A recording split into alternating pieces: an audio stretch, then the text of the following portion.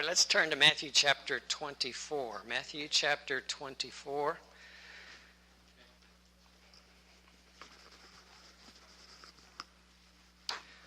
Daniel took us through 23 and verse 39 the other evening. And so what I want to do is typically, as usual, is go back a few verses and reconnect as to where we are in as 24 as it relates to 23. And one thing I want to really point out to you, the importance of understanding is context, right? We understand that context. Without context, you can go anywhere and everywhere, and that's what the religious world does with this particular text and chapter 25. But if we pay attention to the language here, that this immediately follows chapter 23 in its context. It says, and Jesus went out and departed from the temple.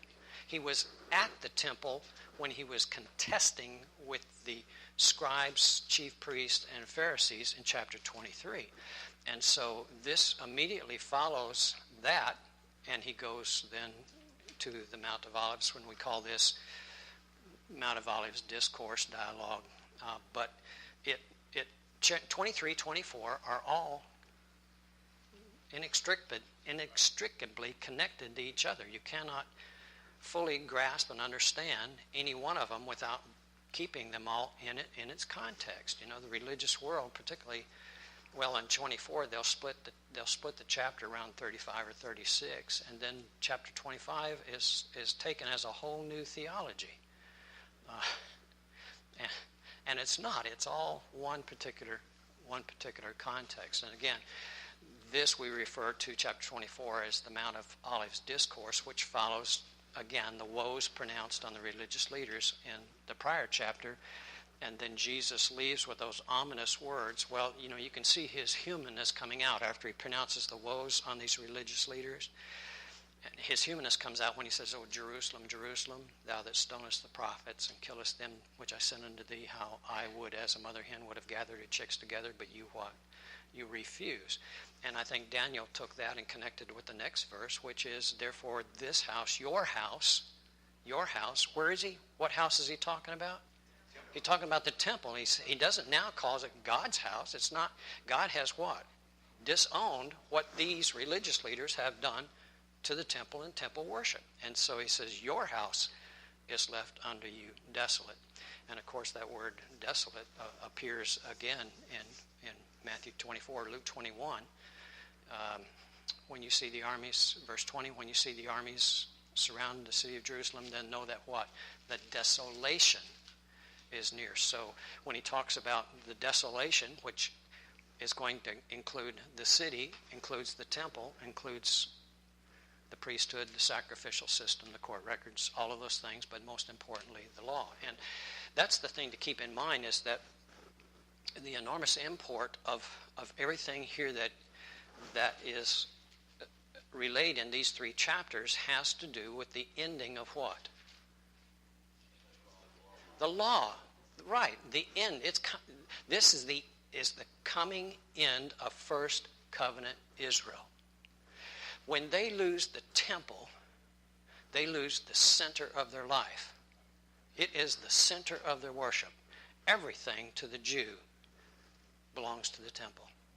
And so when we see what Jesus is going to say in these next few verses in chapter 24, not one stone left standing on top of another, you know, we have to stop and think, because sadly, the religious world in general looks at the destruction of Jerusalem as just some significant historical event.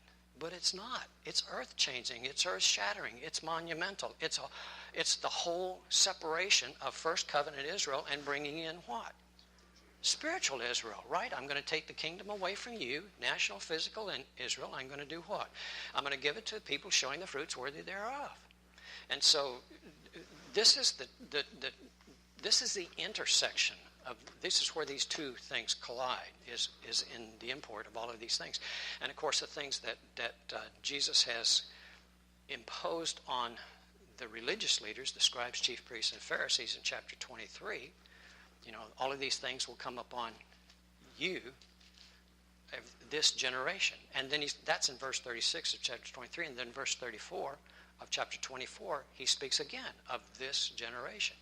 And we can go all the way back to Moses, Deuteronomy chapter 32, where Moses prophetically calls this people, what?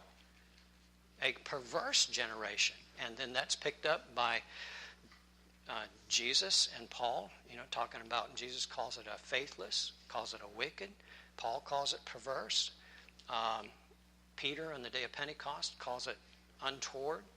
I think Paul in another place calls it crooked. All of these things describe this particular generation.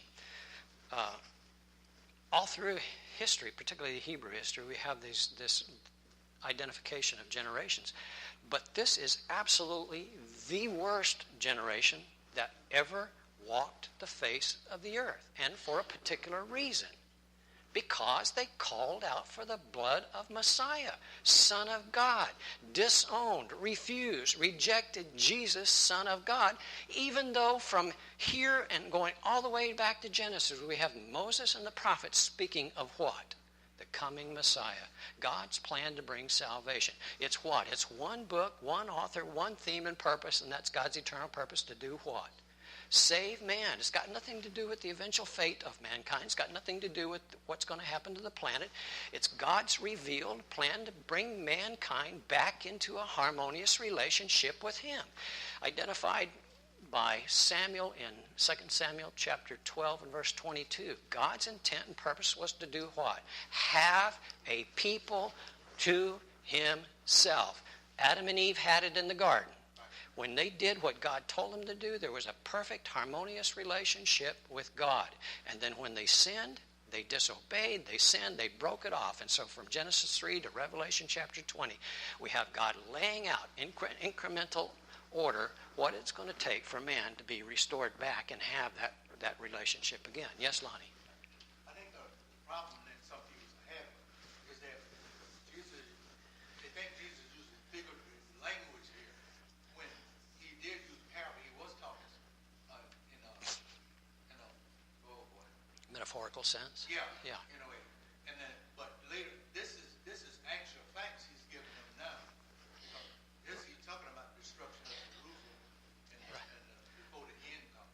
That brings up an interesting point, because there's times when Jesus lays out a narrative. It's recorded by Matthew here as prose. Jesus said this, and their response was this. That's a narrative. But you're absolutely right. When Jesus lays out these things that are coming in judgment, and as Daniel rightly said the other day, the whole theme of chapter 23 is what? Judgment.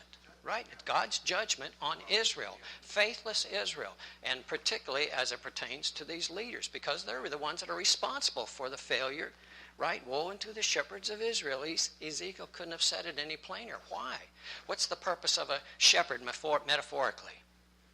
I'm not talking about with sheep, but with people. Yeah, to watch over and to guide and to bring them along to a level of maturity. And the shepherds of Israel had failed in that. They had ingratiated themselves with all the blessings and benefits of a position that I guess you can say that Jesus said that they rightfully had, because they sit in Moses' seat. He said that in the first or second verse of chapter 23. That was to in my mind, that was to kind of authorize the place that they had, but that they had failed in it.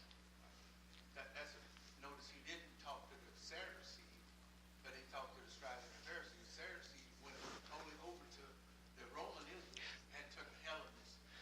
Right, and the Sadducees did point that out too, when they were trying to provoke Jesus, and they were talking about the seven brothers are married man, and in heaven, which one's you going to, in the resurrection that they didn't even believe in, in the resurrection that we don't believe in, who's really gets into some level of silliness. But it's, again, where we get into chapter 24, did I finish that thought? Your house is left unto you desolate. Again, to understand the enormity and the significance of the destruction of Jerusalem. It's not just a blip on the screen as we look at historical events. When aggressor nations, we go back to the ones that we're familiar with, particularly here, but, we go to Egyptian, the Assyrian, and then we go to Babylonian, the Persian, the Greek, and then the Roman. In the world empires, when they would conquer another people, they would go into a city, they would lay the city waste, but they didn't take one stone left standing on top of another. That was new language that Jesus laid out. And so when we're talking about the temple, we're talking about no two bricks stuck together. There's a reason for it. We'll talk about it in a minute. But I want to bring up this because we see it on TV. We see, what are the Hasidic Jews that are standing at the wall. They write their verses and they stick them in the crevices. You know, people say, well, you know, that's because there's the wall right there. You know, there's the temple. You know, and there's still a wall there. That wall is not the temple wall. That's part of the outer court. And I suspect that in the providence of God, that's left there for a reminder for you and I and everybody else that God did what God said he was going to do. But when we go back now that there's not one brick left standing on top of another, what is unique about that? You remember? In the siege of Jerusalem? It was totally gone. Why was not one brick left standing on top of another? Of course, the infrastructure of the temple was timbers and wood and all those things. Yeah, right. It was covered in gold, overlaid with gold. And so when the wood structure and everything else in Jerusalem was afire and ablaze, and what happens to gold when you get enough heat? It turns to liquid. And if it's covered in gold, then what seeps in amongst the bricks? And who are these great big giant husky Roman soldiers that had been working out all of their lives and looking for action? And when they see that, Josephus records that they do what? They pry those blocks together to get the gold out. Who could have foreseen that except the Lord himself? Well, in the first place, who could have foreseen even the destruction of Jerusalem? Because what was the attitude of the priests and the Levites and the scribes and even the Sadducees? Right, the ancient Babylonians, and we're impervious, you know. Just let Cyrus go out there and do his war thing and shoot his arrows, but, you know, we're in here in Babylon. We're secure. We got all the food we need. We got, you know, we're in here and we're having a drunken party in Daniel chapter 6. You know, they're having a great time. And then you get what? The expression, the handwriting on the wall. I won't get into that because that'll take us off into another thing. But the Bible, it's fun to read and to understand. It really is to begin to put all of these things together. Lonnie, did you have a comment there? Babylon destroyed the temple before that they had, and it was made mostly of wood and gold and all these different ornaments and stuff. So that's when Nebuchadnezzar took all that away. But a lot of the thing in the temple that Herod had rebuilt, it was mostly blocks like and stuff like that and overlaid. But they didn't think about that, how that one was destroyed at the time. It's interesting that you say that. Of course, you know, we know that some 600 years earlier, that's true. Nebuchadnezzar and the Babylonians destroyed the temple that was built by Solomon. But Nebuchadnezzar's situation was different. Remember, he sent his emissaries to Hezekiah, and Hezekiah, remember what he did? He was so proud. He was so proud of Jerusalem and the gold temple, and all that, and all the ornamentation and everything that was in the treasury and everything. And he went around and just boasted and showed all of these emissaries from Babylon, and you could just see them there.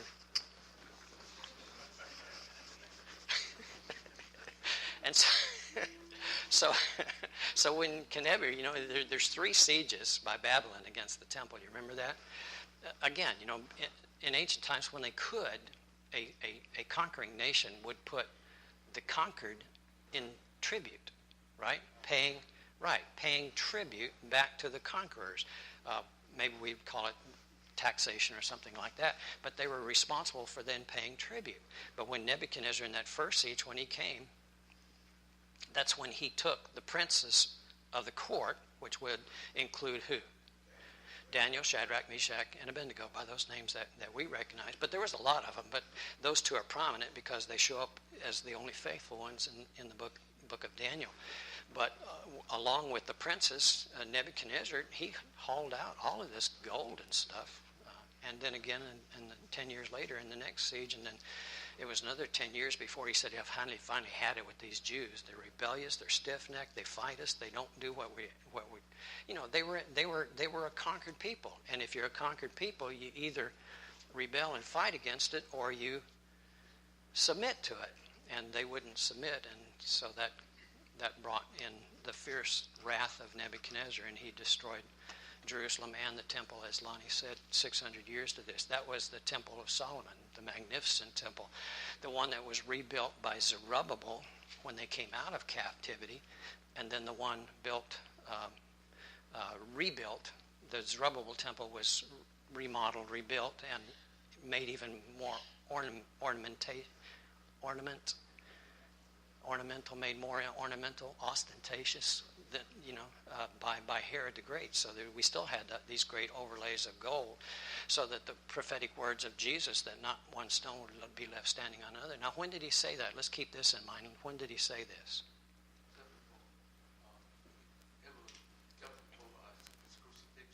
Yeah, right. Right. I've kind of used the top of this table as kind of a timeline, is that in Luke chapter 3 and verse 23, Jesus began to preach at what?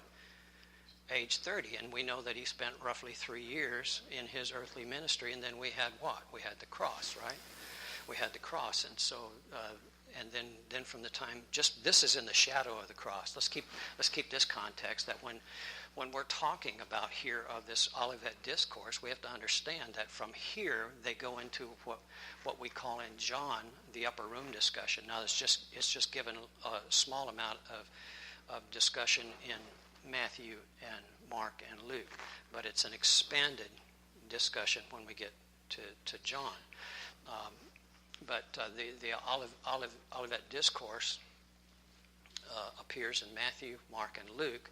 Matthew is the one that we want to spend more time with, because it's of those three, it has the most information. Mark gives a lesser amount, and even Luke gives a lesser amount. There's a reason for that, because Matthew's audience is who? The Jews. And so you have all of these Old Testament references and the prophets and names and quotations in Matthew that you not going to have as many in Mark. Mark's audience is what? Gentile, mostly Roman, and then Luke's is Gentile world in general. And so then when we get to John, we don't have the Olivet Discourse in John. We only have the upper room discussion. So in the sequence of our study, we'll probably, when we're studying Matthew chapter 24, we'll make some references to Mark's and Luke's account. There is no account to reference in John until we get to what? Revelation. Right? We have Olivet Discourse in Matthew, Mark, and Luke, and we have the book of Revelation, which is the fulfillment of all of these things that are Matthew, Mark, and Luke. The Olivet Discourse is speaking what? Prophetically of the destruction of Jerusalem and everything that represents Judaism. It's going to be the end of the Jewish economy. And so when we get to Revelation, this was my point a while ago when I was trying to draw the timeline. Jesus begins to preach at age 30. We have the cross at roughly 3 years later. And then we have the fulfillment of those things in the year 70, right? In the year 70, particularly August, September of 70, is when everything falls down. And it's important to connect that verse 36, that no man knows the day or hour, which is a direct quote out of Zechariah chapter 14, that no man knows the day or the hours, to understand that siege lasted how long? 5 and 6 months. And so no man could have predicted what? The day or the hour. But Jesus did say what? The season. Understand the parable of the fig tree. When you see the pretty green leaves, that is a boast to the fig tree that there are what? Delicious figs available. And of course he identifies the fig tree with what? Nation of Israel, because when he gets to the tree, what? No figs, no fruit. Isn't that a beautiful representation? So when he says, watch the fig tree, note the parable of the fig tree, he says, when you see all of these things happen, I think that's verse 32 or 33 of Matthew 20. When you see all of these things, all of these representations, famines, pestilences, earthquakes, wars, rumors, when you see all of these things, but most particularly when you see the abomination of desolations as spoken by the prophet Daniel in verse 15. I've always associated the abomination of desolations as with the army, with their standards, and on the standard is the eagle, right? And that was their representation of their pagan religion, which was an anathema to the Jew. And so when you see these standards on the temple ground, I taking that to be the abomination of desolation. Now, Daniel referred to it the other day as when you see the army surrounding as being the abomination. I don't know who's correct. Maybe we're both right. Maybe we're both wrong. I don't know. It's not important, but to understand is say when you see these things, they understood. That's the important thing. These Jews, they understood all of those things. When you see these things, then know that what? The end is near. And so Jesus would say that in the shadow of the cross. So we have somewhat. We've got from age 30 to the year 70. What time period is that? 40 years. Why 40 years? How do we know it's a generation? Because biblically it's set forth as a generation. Yeah, right. Look with me at Numbers chapter 14. I'm sorry. I don't know. Some reason I look at that a little different. Okay. It's, Maybe all three of us are right, or all three of us. No. The generation began with Christ at his birth. End in 70. I looked at it as being 70 as a generation. But it will end in the 70 years. It'll be 70 there. I go back to his birth and end in 40. Yeah, 40 years is repeated over and over, and I think the first mention of it as a generation comes out in Numbers chapter 12 and verse 25. Look with me at verse 12 and verse 25. And again, let's understand this in the context. While you're turning that, I want to read to you from Matthew chapter 23. Daniel just went over this the other day. So, Numbers chapter 14, or 13, I'm sorry, 13, right, 13. Yep. I never made that mistake before, you know. What verse was that in 13? Verse 25. Yeah, I'm just going to write that in my notes here so I don't do that again. Hold that Numbers passage for a second and look at Matthew 23. Jesus, he concludes all of these woes on these shepherds of Israel, and I looked up. I just made a list of things that are synonymous with the woe. Okay, misery, grief, agony, sorrow, despair, anxiety, regret, torment, pain, trial, tribulation, burden, adversity, distress, calamity, disaster. 9 times Jesus says woe, and you take that and you magnify that times 9. Again, it expresses the enormity of the things that are coming upon Israel.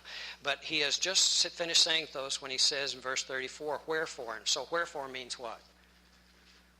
As a result of all of these things, all of these woes, all these condemnations, wherefore, behold, I send you prophets and wise men and scribes, and some of them shall kill, some of them you shall kill, and crucify, and some shall you scourge in the synagogues and persecute from city to city, that upon you, and again, when we see these pronouns, it helps us to identify what? Context, right, time, context. We haven't even hit the word generation yet, but we're understanding that Jesus is talking to his contemporaries. These shepherds of Israel who should have been his best friends, right? They should have been his best friends. These were the lawyers, meaning what? I don't mean attorneys, meaning what? Right, those that were skillful in the law of Moses, the ones who should have known better than anybody else everything that pertained to Christ's coming, that upon you may come all the righteous blood shed upon the earth, from the blood of righteous Abel until the blood of Zacharias, son of Barachias, whom you slew between the temple and the altar. Verily I say unto you, it's not changed, has it? There's nothing here to indicate 2,000 plus years counting. This is a generation of contemporaries that Jesus is speaking to. All these things shall come upon this generation. Okay, now look at the passage in Numbers chapter 13, verse 25. Numbers chapter 13 is the story of the spies. Right, remember that the children of Israel, the Hebrew people, they have made it from Egypt to Kadesh Barnea, which is, and Kadesh Barnea is right on the border, the southern border of what God has identified as the land that he's given them, right?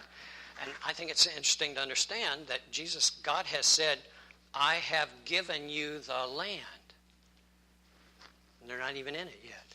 This is what, you remember what Daniel, he said that, there's an expression for it, but it's described as already, but not yet. I have given you the land. I've already given you the land.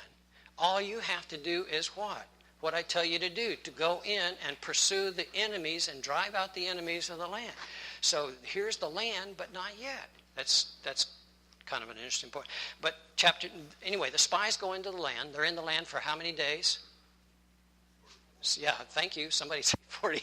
Right, because that's important. They're in the land 40 days, right? And they come back, and 10 out of the 12 say what?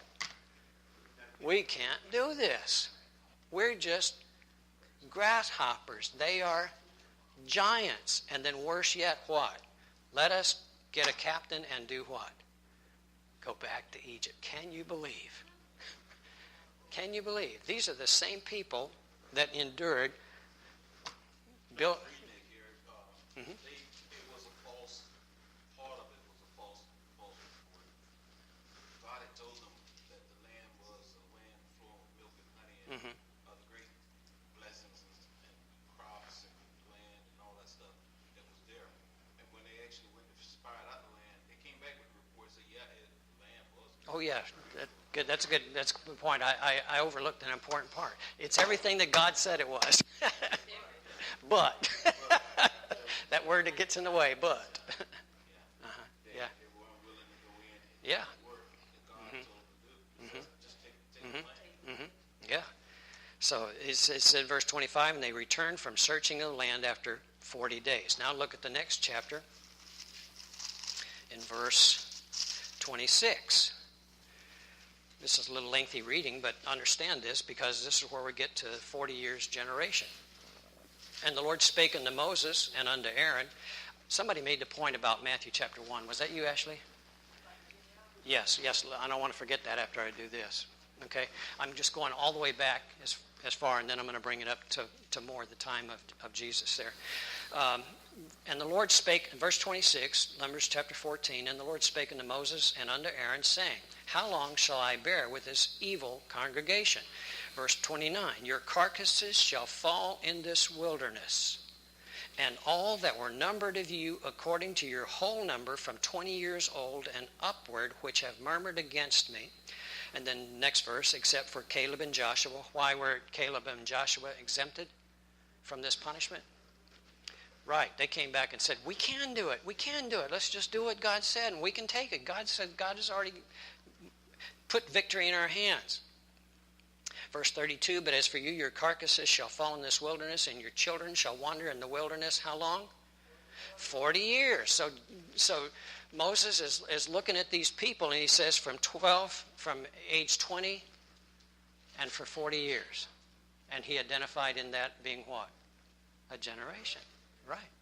Side note, if you Yes, sir. watch the Hollywood version, you'll see where they have this a little mixed up.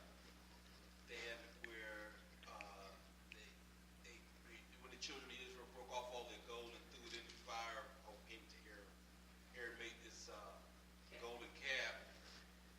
That was the point. Hollywood says that God made them tested the children of Israel, made them wander in the wilderness for 40 years. Oh, my goodness. I think in one of those movies I saw where actually Abraham and Noah were talking to each other, and I wonder how that happened. Yeah, right. Well, when you write a Hollywood script, you got to remember you got to do what? You got to sell tickets, right?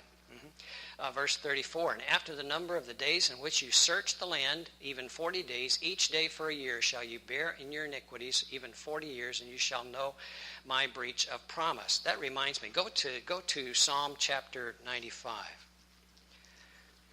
Psalm 95.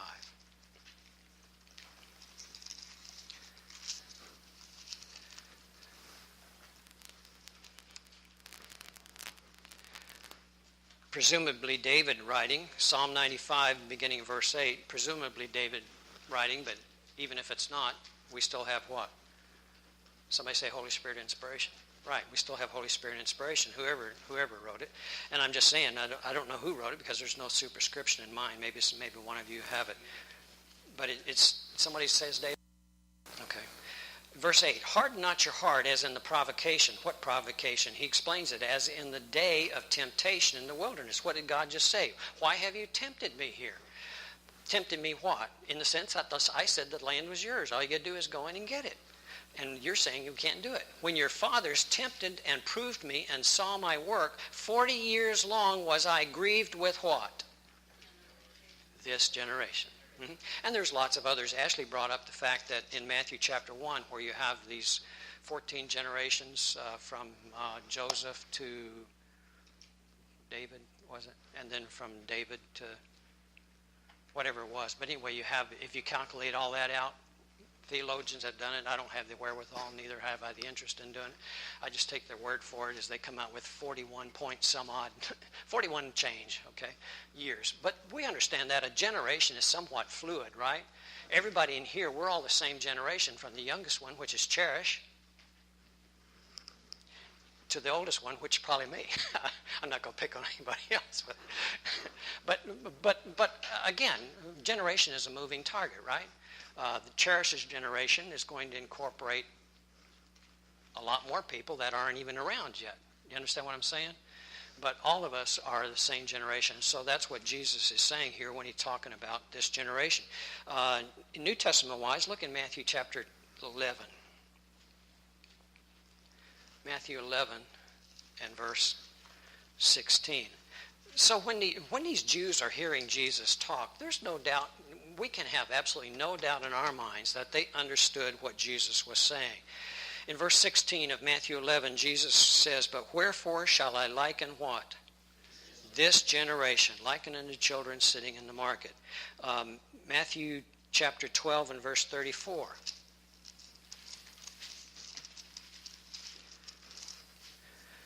O generation of vipers, how can you,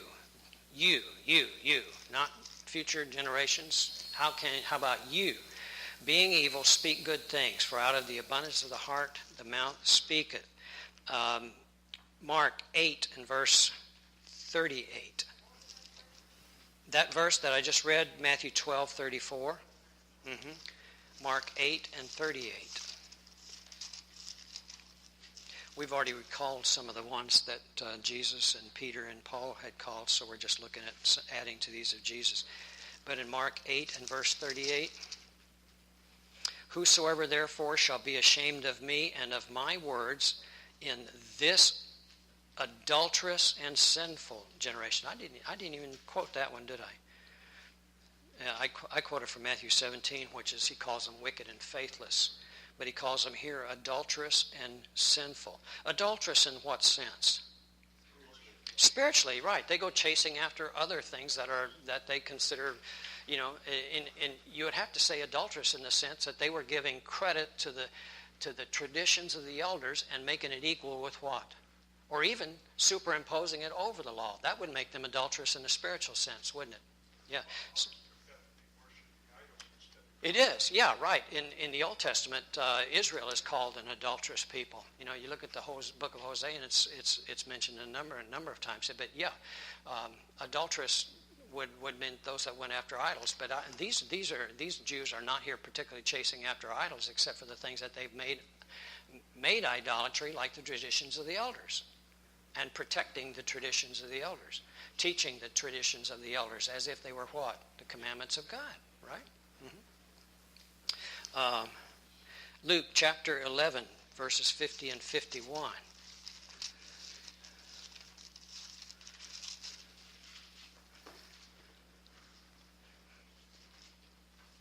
This is in the same context. "From the blood of Abel to the blood of Zacharias, which perished between the altar and the temple, verily I say unto you, it shall be required of," there we have it again, "this generation."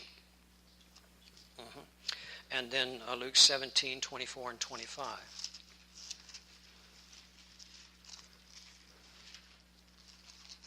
Luke 17, 24 and 25. "For as the lightning that lighteth out of one part under heaven shineth unto the other part under heaven." Now again, this is Luke's iteration, but where do we have this very similar language? Yeah, somebody say Matthew 24 and verse 27. Right, we have the same language. So shall also the Son of Man be in his day.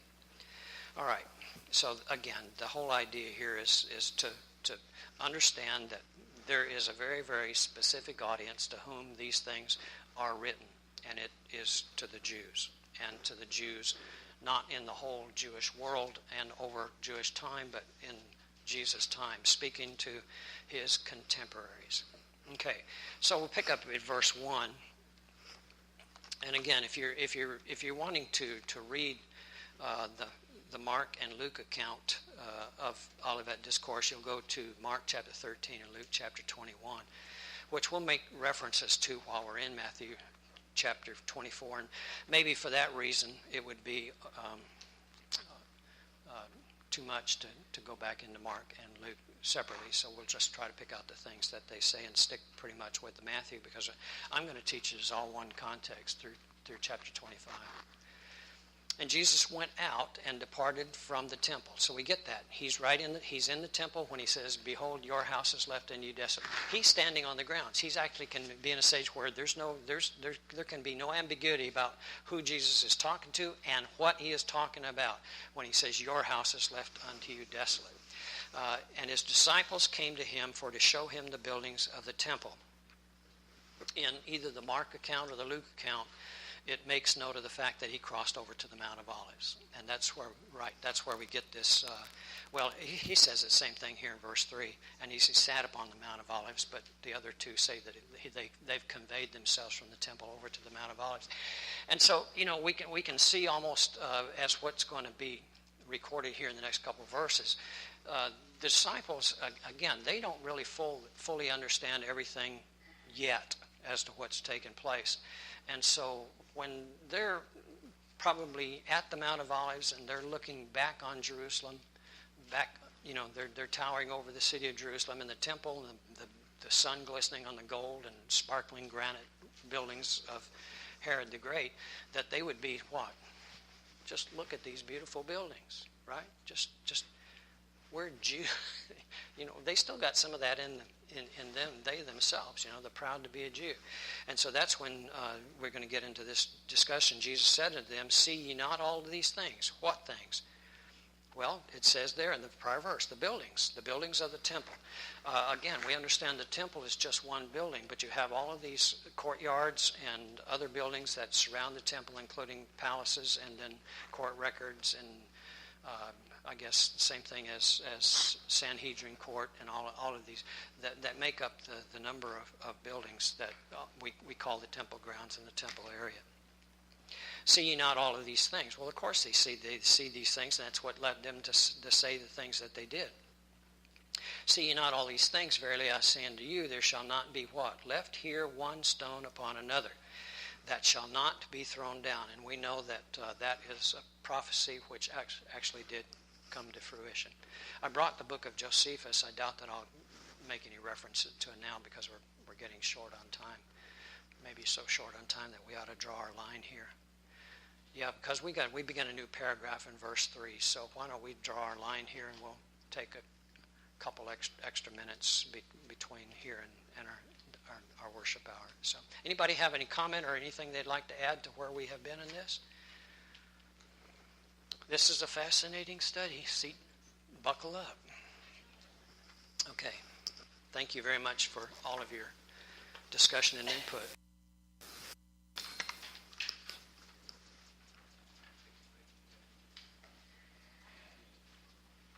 Are we off record? Are we off? Hi, Jack.